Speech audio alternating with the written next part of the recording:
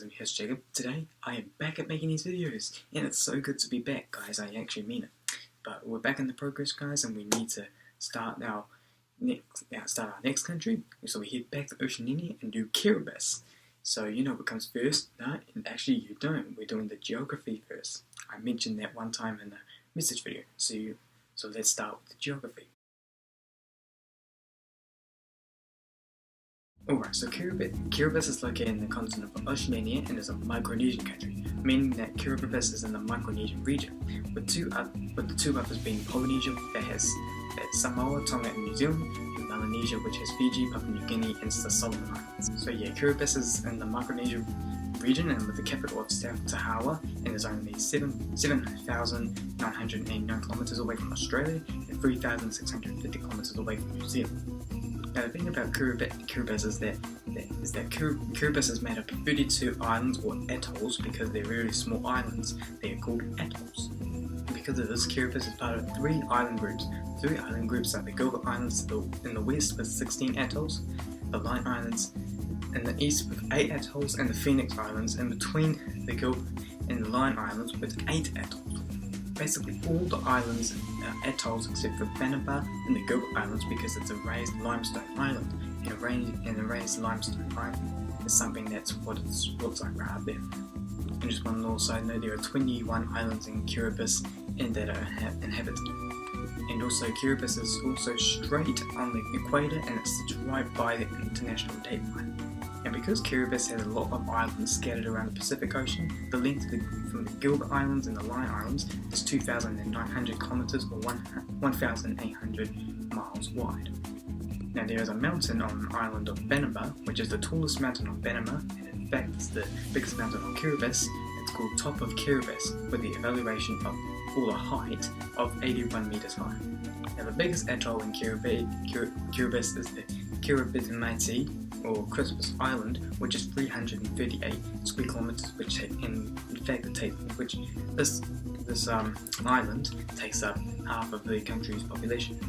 And Kiribati is one of the largest atolls in the world. Now guys, on the thumbnail of this video, it had the Kiribati Island on it because it's like I said before, it's the biggest atoll in the world, and in Kiribati as well. In the 1960s, the United States and the British used Kiribati as their nuclear bomb testing. So, just a bit of history for you guys. Okay, now to finish the geography off, let's have a little look at the climate in Kiribati now, shall we? So the tropical islands of Kiribati is mostly hot and humid for most of the year, but in the Gilbert Islands it gets most rain, while rainfall is sparse in the Phoenix Islands and the Line Islands. Okay, that's enough geography for today. Let's move on to the information. Okay guys, just before we start the information, I did say once in a message video that we were going to do demographics after the geography. Well, I've decided that we're not going to do the demographics anymore because it's going to be a little bit too hard. So the demographic stuff will come into the information category, which is in this one. So let's start. Okay, so the population in Kiribati is pretty small. It is 112,423, and the area in Kiribati is 811 square kilometers. And Kiribati is the 186th biggest country in the world. So there are 19 airports in total, but there are 4 airports with paved runways and 15 airports with unpaved runways. And the roadway total is 670 kilometers. So yeah. Okay guys, there are a short amount of ethnic groups in Kiribati, so let's just go through it. So there are 98.8% Micronesian. Remember in the geography we discussed about Micronesia, so yeah, and there were 1.2% other. Alright, that's the ethnic groups. Now let's look at the religions in Kiribati now, shall we? Now there are 35.8% Roman Catholic, 4.7% Mormon, 2.3% Baha'i, and 1.5% other, so yeah. Now Kiribati has 2 currencies. The 2 currencies are the Australian dollar and the Kiribati dollar. And the nationality is I Kiribatis, so that means that you'll have to call someone from Kiribati I Kiribatis. Alright, let's look at the major exports in Kiribati now, shall we? So the major exports are like copra, coconuts, seaweed and fish, so yeah. Now, Kiribati gained independence from the United Kingdom on 12th of July 1979, and that gives Kiribati's national or public holiday of Independence Day, which is on the date like I mentioned before. And that's what gives Kiribati its official language with English. So yeah. Now guys, if you look at the word Kiribati, it sounds like Kiribati. Well, no, that's not how you pronounce it. It's pronounced Kiribati. At first, I thought Kiribati was pronounced Kiribati, and as I did my research, I thought it was called Kiribati, but then I read it was wrong, and it's Kiribati. So yeah. There's a bird on the island of Kiribati, which is called the Kiko. I cannot pronounce this, so sorry if I got it wrong, which is also known as the Christmas Island Rambler. You can find this bird on Kiribati, and the reason it's called the I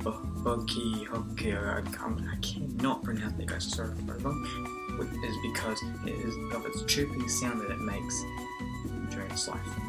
So because Kiribati sits right on the international date line, like I said in the geography, Kiribati is the very first place on Earth to celebrate the New Year's. So meaning that the clock changes midnight on the New Year's Day in Kiribati, and Kiribati is the first place to celebrate New Year's Day because it's the first place in the world to, yeah. So the people that live in Kiribati can celebrate the New Year while other people around the world are still in the previous year. Okay, so the Kiribati flag should be pretty simple and quick to explain, so let's get started. So the Kiribati flag has a red background with a bird and a rising sun. Also with 6 wavy lines that are threaded are white and threaded are blue. The wavy lines represent the Pacific Ocean and the white stripes stand for the 3 island groups. The rising sun symbolizes the 16 Gilbert Islands, and the bird denotes authority and freedom.